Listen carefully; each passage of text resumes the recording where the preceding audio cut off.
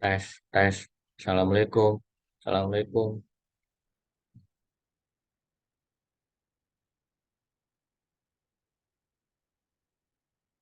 Assalamualaikum. Assalamualaikum.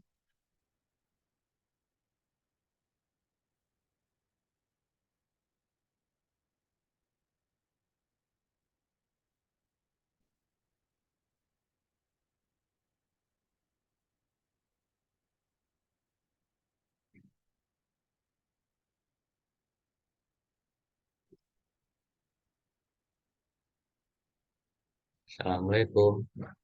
Assalamualaikum. Tes, tes.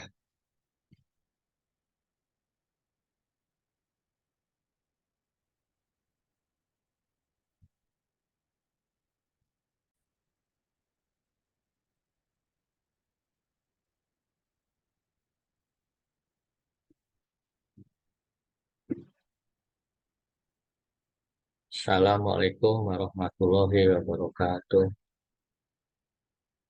Yo, ya.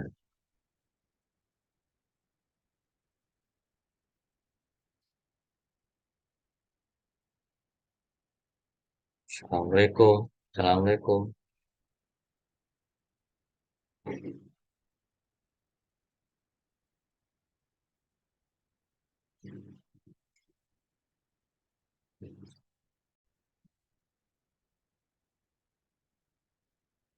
Assalamualaikum warahmatullahi wabarakatuh. Perkenalkan nama saya Imam Surito dengan NIM 202 002 1111 dengan dosen pengampu Bapak Yusuf Iskandar SCMM, yaitu rekan saya mahasiswa Universitas Muhammadiyah akan presentasi ujian tengah semester, yaitu riset pemasaran. Bagian pertama, teori riset pemasaran, grand theory, middle range theory, dan applied theory, yaitu jelaskan perbedaan antara grand theory, middle range theory, dan applied theory. Yaitu grand theory sendiri alasannya digunakan sebagai sarana untuk mencari landasan teori utama yang digunakan sebagai dasar menentukan konsep penelitian yang dilaksanakan, di mana grand teori pada umumnya adalah teori-teori makro yang mendasar sebagai teori di bawahnya. Disebut grand teori karena teori tersebut menjadi dasar. Lahirnya teori-teori lain dalam berbagai level grand teori disebut juga makro karena teori-teori ini berada di level makro. Bicara tentang struktur dan tidak berbicara fenomena-fenomena mikro, grand teori adalah setiap teori yang dicoba dari penjelasan keseluruhan kehidupan sosial, sejarah, atau pengalaman manusia.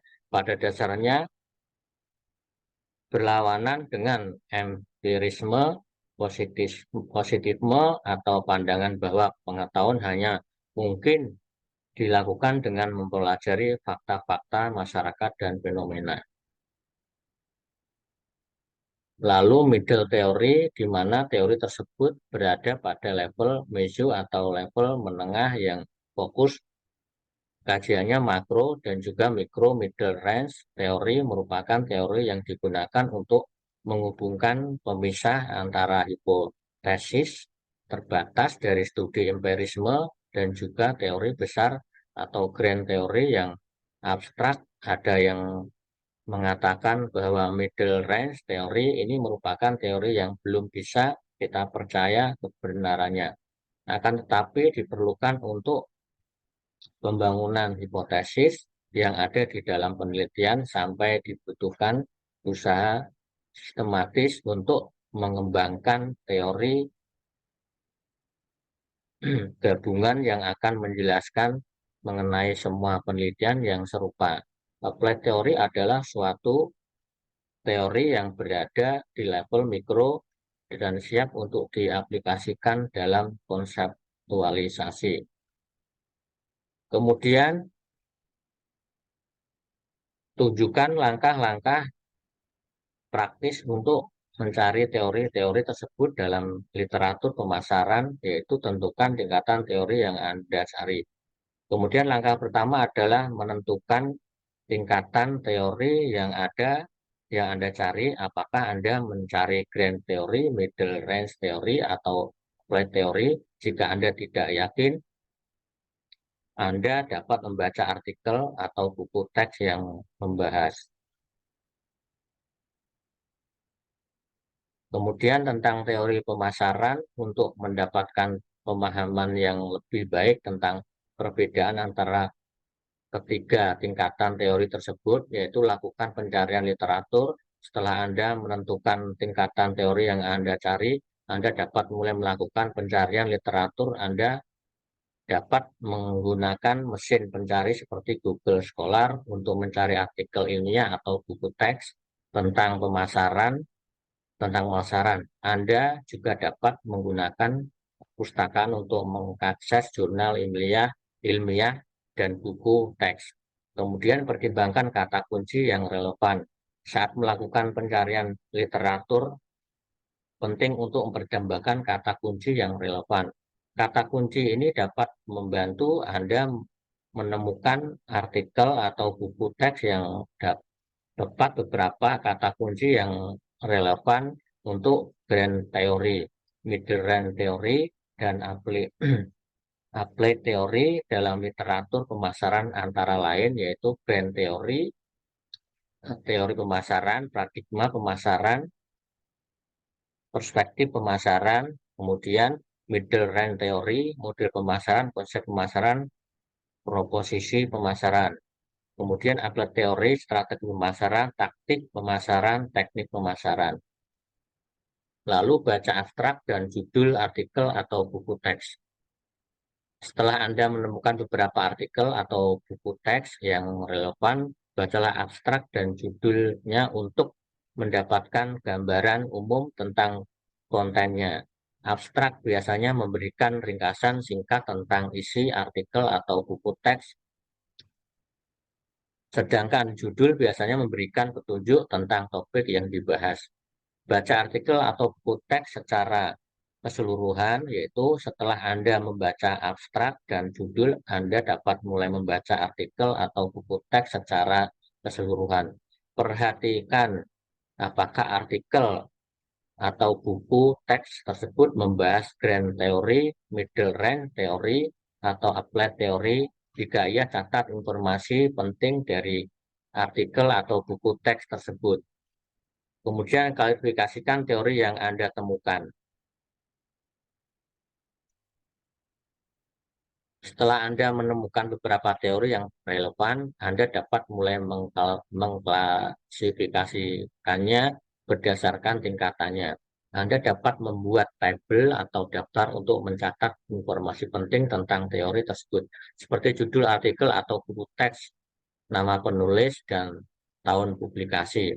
Analisis teori yang Anda temukan, yaitu setelah Anda mengklasifikasikan teori yang Anda temukan, Anda dapat mulai menganalisisnya. Analisis ini dapat mencakup hal-hal seperti, yaitu satu, isi teori apa yang dibahas oleh teori tersebut. Kemudian yang kedua, struktur teori, bagaimana teori tersebut disusun. Yang ketiga, kekuatan dan kelemahan teori, apa kelebihan dan kekurangan teori tersebut. Simpulkan analisis Anda, yaitu setelah Anda menganalisis teori yang Anda temukan, Anda dapat menyimpulkan analisis Anda. Kesimpulan ini dapat mencakup hal-hal seperti satu, rekomendasi untuk penelitian lebih lanjut. Apa penelitian yang perlu dilakukan untuk mengembangkan teori tersebut lebih lanjut. Kemudian rekomendasi untuk praktik pemasaran, bagaimana teori tersebut dapat ditetapkan pada praktik pemasaran.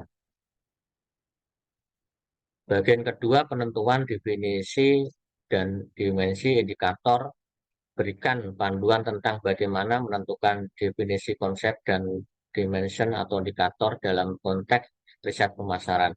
Tentukan konsep yang akan diukur. Kemudian langkah pertama adalah menentukan konsep yang akan diukur. Konsep ini dapat berasal dari teori pemasaran, penelitian sebelumnya atau pengalaman peneliti tersendiri. Kemudian lakukan kajian literatur setelah menentukan konsep. Langkah selanjutnya adalah melakukan kajian literatur. Kajian literatur ini bertujuan untuk memahami konsep yang akan diukur dengan lebih baik. Kajian literatur dapat dilakukan dengan membaca artikel ilmiah, buku teks, atau sumber-sumber lainnya yang relevan. Tentukan definisi konsep. Berdasarkan hasil kajian literatur, penelitian dapat menentukan definisi konsep. Definisi konsep harus jelas dan spesifik serta dapat diukur. Identifikasi dimensi indikator, yaitu setelah menentukan definisi konsep, langkah selanjutnya adalah mengidentifikasi dimensi indikator. Dimensi atau indikator adalah atribut atau komponen yang dapat digunakan untuk mengukur konsep. Dimensi atau indikator harus relevan dengan definisi konsep dan dapat diukur dengan menggunakan metode penelitian yang tepat.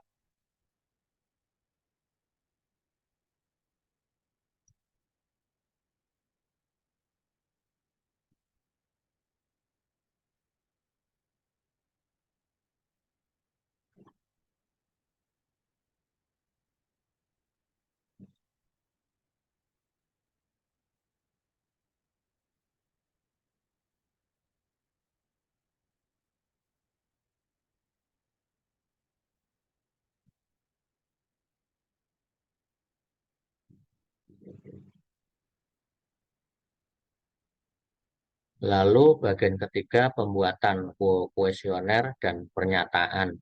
Panduan langkah demi langkah dalam membuat kuesioner untuk penelitian pemasaran, yaitu tentukan tujuan penelitian.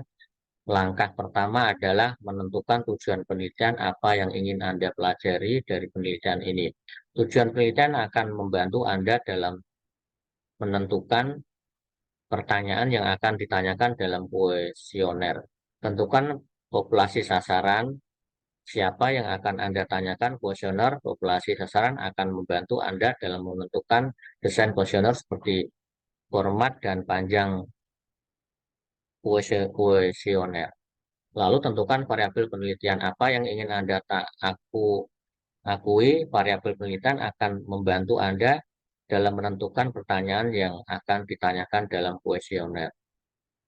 Lalu tentukan jenis pertanyaan. Ada berbagai jenis pertanyaan yang dapat digunakan dalam kuesioner. Jenis pertanyaan yang Anda pilih akan tergantung pada variabel penelitian yang ingin Anda ukur. Buat pertanyaan, yaitu saat membuat pertanyaan, pastikan pertanyaan tersebut satu, jelas dan mudah dipahami, dua, relevan dengan tujuan penelitian, ketiga, menggunakan bahasa yang sederhana dan tidak bertele-tele, hindari penggunaan jargon atau istilah teknis yang tidak umum, hindari pertanyaan yang biasa atau sugestif. Kemudian uji coba kuesioner. Sebelum menyebarkan kuesioner, uji coba kuesioner terlebih dahulu kepada beberapa orang. Uji coba ini bertujuan untuk memastikan bahwa kuesioner mudah dipahami dan pertanyaan dapat dijawab dan pertanyaannya dapat dijawab dengan mudah. Lalu sajikan kuesioner. Kuesioner dapat disajikan dengan berbagai cara seperti secara tatap muka, melalui telepon, atau melalui media online. Pilihlah metode penyajian kuesioner yang sesuai dengan populasi sasaran Anda. Contoh pertanyaan yang baik dan strategi untuk menghindari bias. Contoh pertanyaan yang baik yaitu berikut adalah contoh pertanyaan yang baik untuk penelitian pemasaran. Pertanyaan terbuka. Pertanyaan terbuka memungkinkan responden untuk memberikan jawaban mereka sendiri tanpa dibatasi oleh pilihan yang disediakan. Pertanyaan terbuka dapat digunakan untuk mempelajari pendapat, persepsi, atau pengalaman responden. Contoh bagaimana pendapat Anda tentang kualitas produk kami. Pertanyaan tertutup, yaitu pertanyaan tertutup membatasi jawaban responden pada pilihan yang disediakan. Pertanyaan tertutup dapat digunakan untuk mempelajari fakta atau preferensi responden. Contoh, berapa kali Anda menggunakan produk kami dalam 1 minggu. Pertanyaan skala menggunakan skala untuk mengukur pendapat atau sikap responden. Skala dapat berupa skala Likert, skala semantik, diferensial, atau skala lainnya. Contoh beberapa tingkat kepuasan Anda dengan produk kami.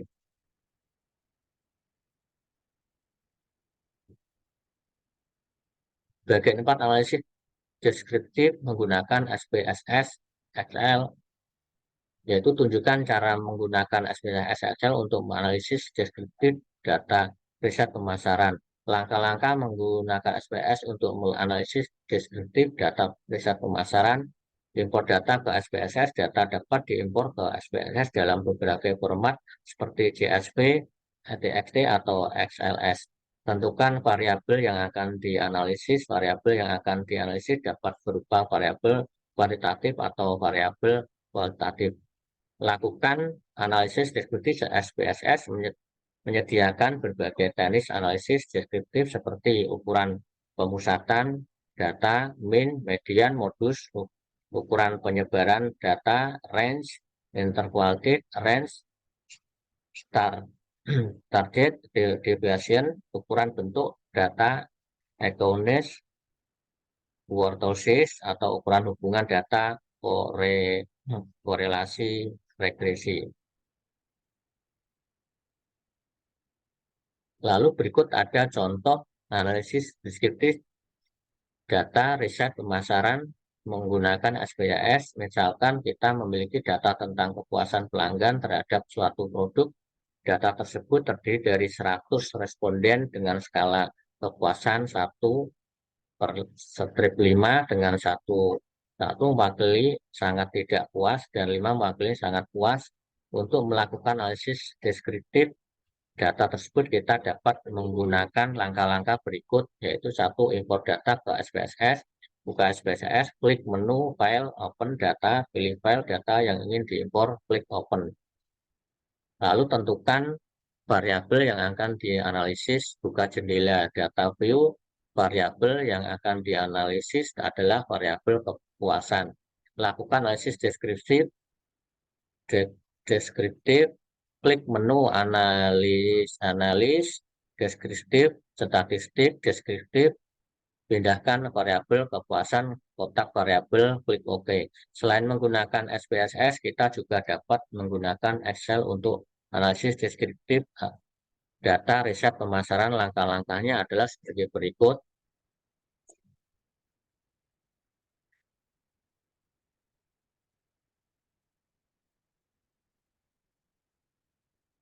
Yaitu impor data ke Excel, buka Excel, ketik menu data, form text atau CSV, pilih file data yang ingin diimpor, klik open. Tentukan variabel yang akan dianalisis, buka lembar kerja yang berisi data. Variabel yang akan dianalisis adalah variabel kepuasan.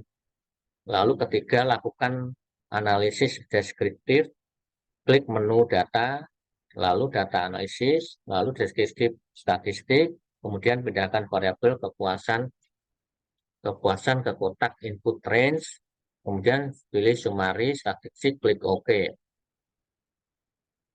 Berikan contoh penggunaan statistik deskriptif untuk data pemasaran, yaitu yang pertama, sebuah perusahaan melakukan survei kepada 100 pelanggannya untuk mengukur kepuasan mereka terhadap produk barunya. Hasil survei menunjukkan bahwa rata-rata kepuasan pelanggan adalah 4,2 dari skala 5. Nilai ini menunjukkan bahwa pelanggan secara keseluruhan puas dengan produk baru tersebut. Yaitu yang kedua, sebuah perusahaan retail mengumpulkan data tentang frekuensi pembelian konsumennya. Hasil analisis menunjukkan bahwa konsumen rata-rata membeli produk di perusahaan tersebut 1,5 kali per bulan. Nilai ini menunjukkan bahwa konsumen cukup sering membeli produk di perusahaan tersebut.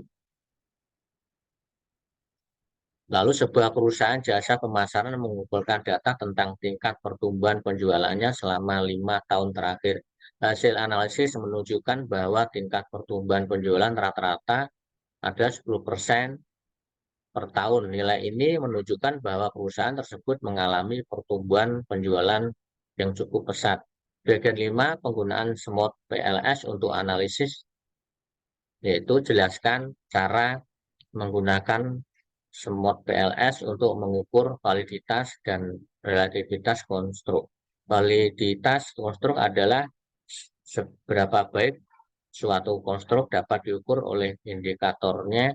Validitas konstruk dapat diuji dengan menggunakan dua metode, yaitu validitas isi. Validitas isi mengukur seberapa baik indikator untuk konstruk mewakili konsep yang diukur oleh konstruk tersebut. Validitas isi dapat diuji dengan menggunakan metode panel ahli. Validitas konvergen mengukur seberapa baik indikator suatu konstruk berkorelasi satu sama lain. Validitas konvergen dapat diuji dengan menggunakan metode konfirmatory faktor analisis atau CFA.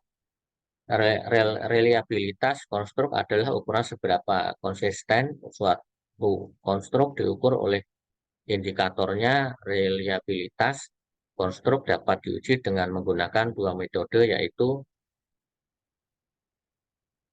reliabilitas komposit. Reliabilitas komposit mengukur sebagai konsisten indikator suatu konstruk berkorelasi dengan faktor latin yang mendasarinya.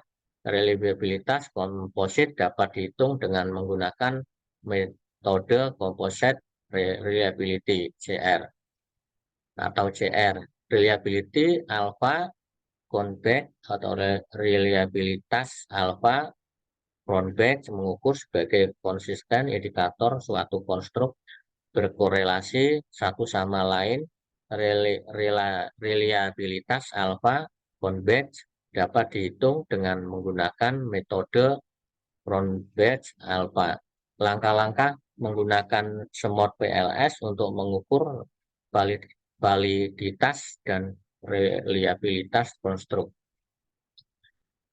Lalu import data ke SMOT PLS. Data dapat diimpor ke SMOT PLS dalam berbagai format seperti JSP, TXT, atau XLS.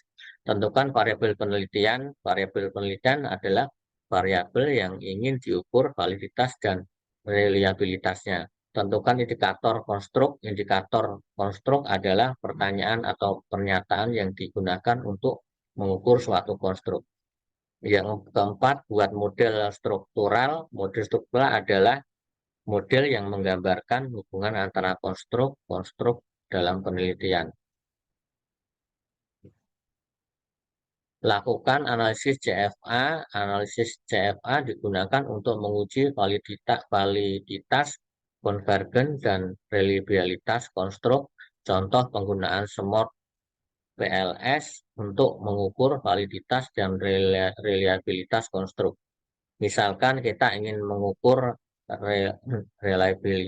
validitas dan reliabilitas konstruk kepuasan pelanggan, lalu konstruk kepuasan pelanggan diukur oleh 3 indikator, yaitu produk sesuai dengan harapan, lalu pelayanan memuaskan, harga terjangkau. Untuk mengikuti validitas dan reliabilitas konstruk kepuasan pelanggan, kita dapat menggunakan langkah-langkah berikut, yaitu import data ke SMOT PLS, lalu tentukan variabel penelitian. Variabel penelitian adalah kepuasan pelanggan. Tentukan indikator konstruk. Indikator konstruk adalah 11, 12, dan 13. Buat model struktural. Model struktural adalah sebagai berikut, yaitu kepuasan pelanggan 11, 12, F sama dengan F 11, 12, 13. Lakukan analisis CFA. Hasil analisis CFA menunjukkan bahwa validitas konvergen, nilai loading faktor untuk semua indikator konstruk kepuasan pelanggan di atas 0,70. Hal ini menunjukkan bahwa semua indikator konstruk kepuasan pelanggan berkorelasi dengan faktor latin yang mendasarnya.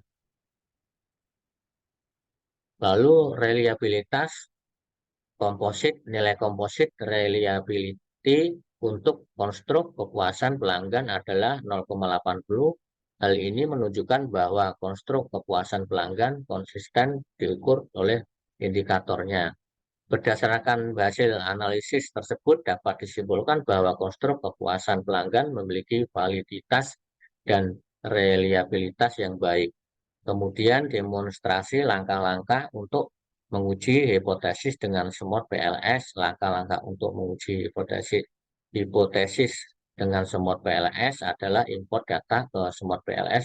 Data dapat diimpor ke SMOD PLS dalam berbagai format seperti JSP, TXT, atau XLS. Kemudian tentukan variabel penelitian. Variabel penelitian adalah variabel yang ingin diuji hubungannya. Buat model struktural adalah model yang menggambarkan hubungan antara variabel dalam penelitian. Lakukan analisis SEM. Analisis SEM digunakan untuk menguji hipotesis tentang hubungan antara variabel dalam model struktural. Contoh penggunaan SMOD PLS untuk menguji hipotesis yaitu misalkan kita ingin menguji hipotesis bahwa kepuasan pelanggan dipengaruhi oleh kualitas produk dan kualitas pelayanan. Hipotesis tersebut dapat dirumuskan sebagai berikut, yaitu kepuasan pelanggan, F, kualitas produk, kualitas pelayanan. Lalu untuk menguji hipotesis tersebut, kita dapat menggunakan langkah-langkah berikut, yaitu import data ke SMOD PLS, temukan variabel penelitian. Variabel penelitian adalah kepuasan pelanggan, kualitas produk, dan kualitas pelayanan. Buat model struktural adalah sebagai berikut, yaitu kepuasan pelanggan, yaitu kualitas produk, kualitas pelayanan. Lalu lakukan analisis SEM. Hasil analisis SEM menunjukkan bahwa nilai PAT koefisien untuk kualitas produk dan kualitas pelayanan adalah positif dan signifikan. Hal ini menunjukkan bahwa kualitas produk dan kualitas pelayanan secara positif mempengaruhi kepuasan pelanggan.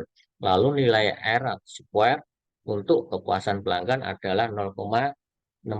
Hal ini menunjukkan bahwa kualitas produk dan kualitas pelayanan dapat menjelaskan 60% varian dari kepuasan pelanggan.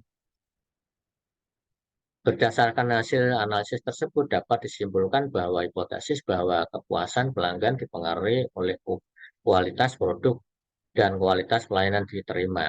Tips untuk menguji hipotesis dengan SMOD PLS, pastikan bahwa variabel-variabel dalam model struktural memiliki validitas dan reliabilitas yang baik. Pastikan bahwa nilai loading faktor untuk semua indikator konstruk di atas 0,70, yaitu pastikan bahwa nilai composite reliability untuk semua konstruk adalah di atas 0,70. Pastikan bahwa nilai PAC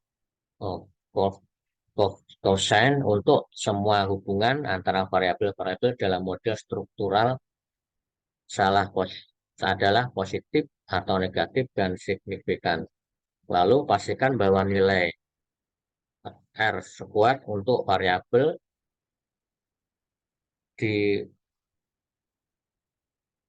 di, di, di, dibersihkan adalah di atas 0,50.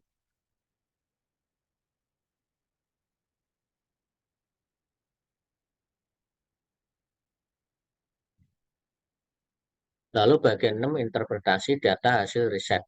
Berikan petunjuk tentang bagaimana mahasiswa dapat menginterpretasikan hasil analisis data, yaitu satu, pahami tujuan penelitian sebelum menginterpretasikan hasil analisis data. Penting untuk memahami tujuan penelitian. Tujuan penelitian akan membantu mahasiswa untuk menentukan informasi apa yang perlu dicari dari hasil analisis data. Pahami metode analisis yang digunakan. Mahasiswa juga perlu memahami metode analisis dan yang digunakan. Hal ini akan membantu mahasiswa untuk memahami interpretasi yang tepat dari hasil analisis data. Lalu perhatikan hasil analisis data secara keseluruhan, jangan hanya berfokus pada satu atau dua hasil analisis data. Tentu mahasiswa perlu memperhatikan hasil analisis data secara keseluruhan untuk mendapatkan gambaran yang lengkap tentang penelitian. Lalu bandingkan hasil analisis data dengan hasil penelitian lain. Jika memungkinkan, mahasiswa dapat membandingkan hasil analisis data dengan hasil penelitian lain. Hal ini akan membantu mahasiswa untuk memperkuat interpretasi dari hasil analisis data. Lalu berhati-hatilah terdapat bias. Mahasiswa perlu berhati-hati terhadap bias dalam interpretasi hasil analisis data. Bias dapat terjadi karena berbagai faktor seperti prasangka, interpretasi yang salah, atau kesalahan dalam analisis data.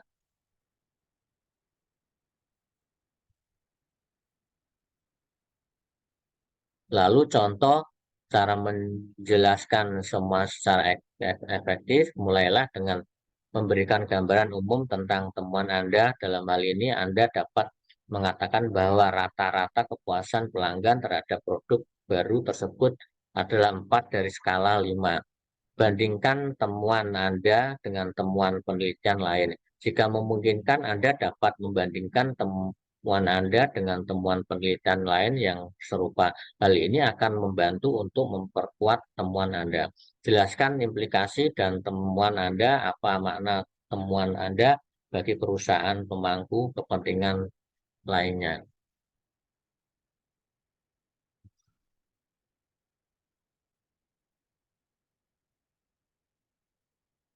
Lalu bagian ketujuh, opsional, kemampuan menyusun latar belakang, tinjauan pustaka, dan artikel ilmiah.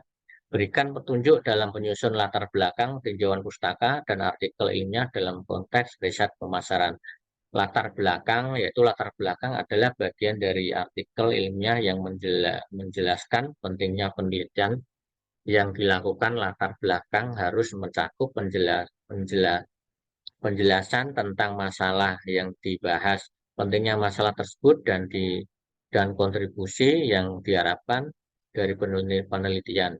Dalam konteks riset pemasaran, latar belakang dapat mencakup penjelasan tentang perkembangan industri atau pasar yang relevan, perubahan perilaku konsumen, kebijakan atau regulasi baru yang mempengaruhi industri atau pasar, teknologi baru yang dapat digunakan untuk meningkatkan pemasaran. Latar belakang harus ditulis dengan jelas dan ringkas dan harus memberikan gambaran yang jelas tentang masalah yang dibahas.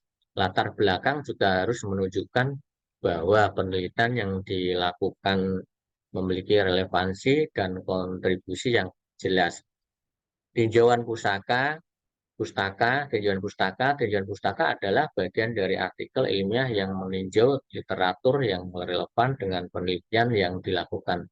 Tinjauan pustaka harus mencakup identifikasi penelitian lain yang telah dilakukan dan analisis tentang bagaimana penelitian tersebut relevan dalam penelitian yang dilakukan. Lalu dalam konteks riset pemasaran, tinjauan pustaka dapat mencakup diskusi tentang yaitu teori atau konsep yang relevan dengan penelitian, lalu metode penelitian yang telah digunakan untuk mempelajari masalah yang dibahas, lalu temuan penelitian yang relevan dengan penelitian. Tinjauan pustaka harus ditulis dengan kritis dan komprehensif dan harus menunjukkan bahwa peneliti telah memahami literatur yang relevan. Tinjauan pustaka juga harus menunjukkan bagaimana penelitian yang dilakukan akan menambah pengetahuan yang ada. Lalu artikel ilmiah adalah karya tulis yang menyajikan hasil penelitian. Artikel ilmiah harus ditulis dengan jelas, ringkas, dan objektif. Artikel ilmiah juga harus mengikuti format yang baku, yang biasanya ditentukan oleh jurnal tempat artikel tersebut akan publikasikan. Lalu dalam konteks riset pemasaran, artikel ilmiah dapat mencakup pembahasan tentang metode penelitian yang digunakan, hasil penelitian, interpretasi hasil penelitian, lalu kesimpulan yang diimplikasi penelitian. Lalu bagian ke-8 opsional kemampuan submisi artikel ilmiah ke jurnal.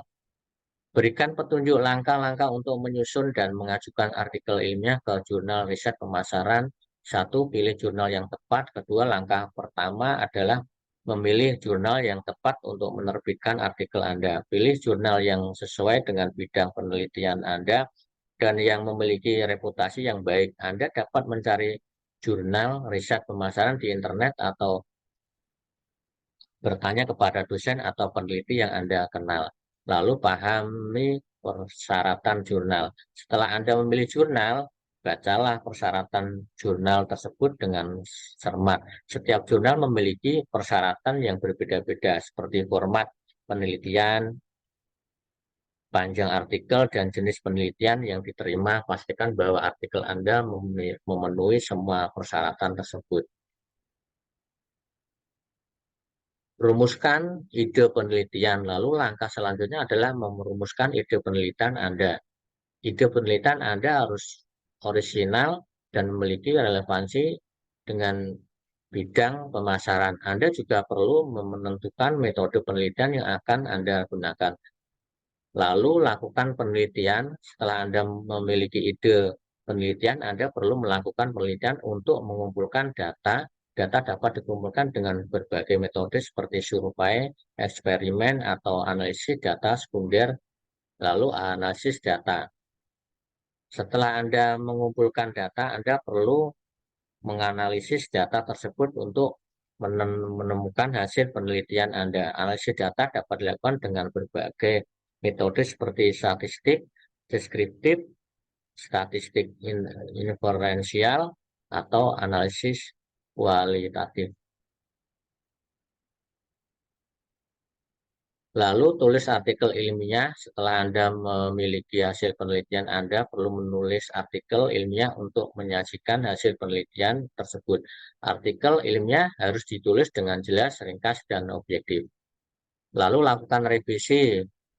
Mintalah teman atau dosen atau peneliti yang Anda kenal untuk membaca artikel Anda dan memberikan umpan balik. Umpan balik tersebut dapat membantu Anda untuk memperbaiki artikel Anda sebelum Anda mengajukannya ke jurnal.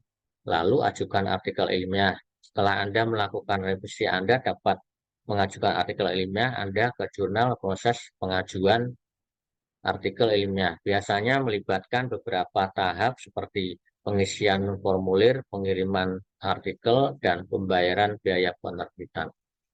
Terima kasih atas presentasi hari ini, kurang lebihnya mohon maaf. Akhirul kalam, wassalamualaikum warahmatullahi wabarakatuh.